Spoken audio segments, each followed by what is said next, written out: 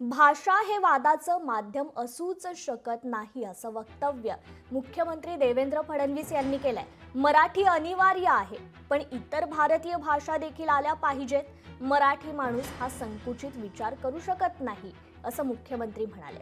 तर मराठी भाषा ही देशातील अतिशय प्राचीन भाषा आहे।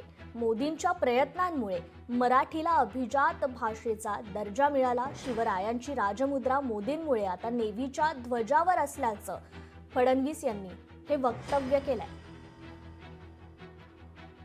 शेवटी भाषा हे संवादाचं माध्यम आहे, भाषा विवादाचं माध्यम होऊच शकत नाही। भाषेच्या माध्यमातनं ज्ञानाचा खजिना आपल्यापर्यंत पोहोचतो।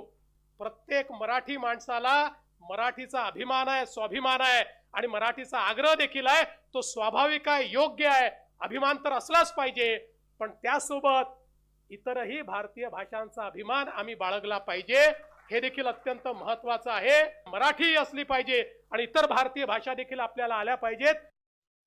देशाच्या प्रधानमंत्री महोदयांनी, मोदीजींनी आपली मागणी स्वीकारली आणि आपल्या मराठीला अभिजात भाषेचा दर्जा त्या ठिकाणी दिला।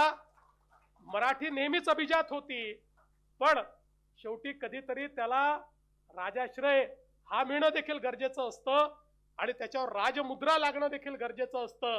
ते अभिजात भाषेच्या दर्जामुळे या ठिकाणी लागलं आणि आपल्या सर्वांकरता ही अतिशय अभिमानाची गोष्ट झाली।